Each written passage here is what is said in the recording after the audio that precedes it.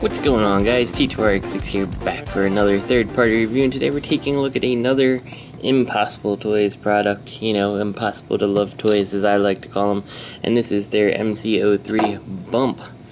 And I guess he's a pretty good representation of Bumper. The car is a little bit weirdly angled. I feel like the original Bumper actually looks a lot nicer than this does in car mode. Even though it's a super deformed. It doesn't even do the most basic thing you would expect a car to do. Roll.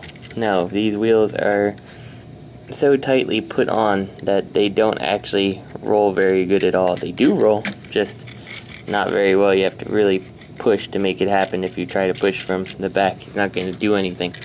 Now the weird thing about this toy is it's really unclear where you would really display this, I guess. I mean, he doesn't make sense on a masterpiece shelf, he doesn't make sense on a classic shelf, and he just ends up looking like an articulated G1. The closest thing I can think of to do would be these new Legends toys that have come out, like Tailgate here and Swerve, and I guess in that sense, when you get these two, he sort of fits in, but you'll see when we get to the robot mode, not quite so much. So let's actually get this guy transformed, and notably there is no instructions in the box, which means that either he's so easy to transform that they felt putting him in would be an insult, or is a lack of planning that they decided not to put him in.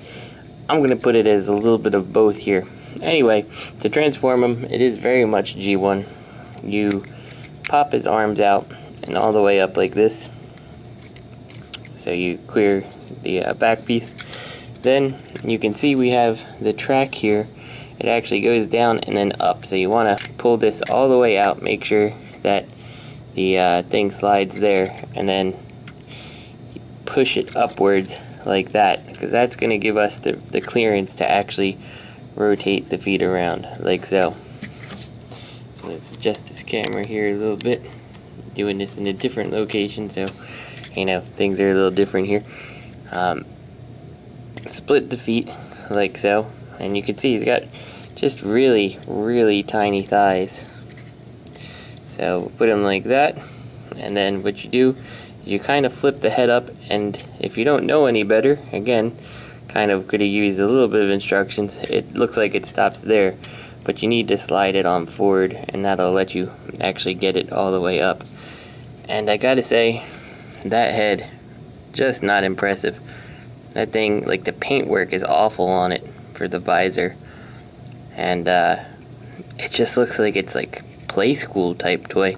And since you do have just a flat thing here, like, yeah, I don't get it.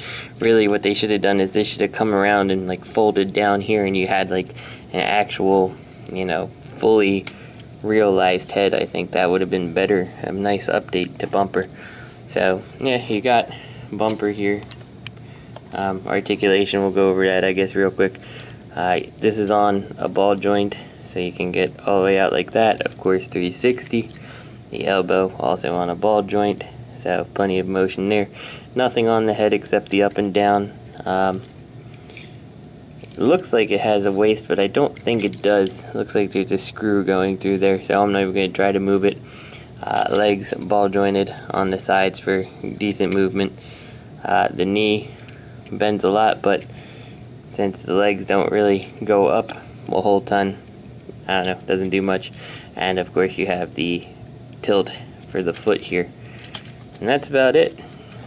He does come with this ridiculously tiny gun. For comparison purposes here, here's like a average Minicon type thing, super small. No place to store it on vehicle mode, so hope you don't lose it. There you go. The molding, like, look how boring the top looks. There's just no molded detail up there. You do have like the hands on the bottom and stuff, but you could have put something on the top in the mold and it would have come out that way. I don't know. Just doesn't look good. And like I said, I don't know where this guy's supposed to fit in your collection. The best place I can see is going to be next to your Generations Legends guys, because he's, I guess, about the right size. But you know, these guys were retailing for like $30 a pop.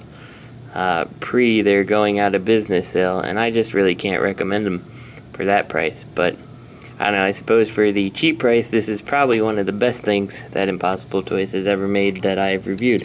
Oh yeah, one more thing I wanted to say about Bumper. When transforming him back, because of the way this thing works and this pivot in the foot here, it's pretty hard to get these out of the J, and just pushing it in is not going to work.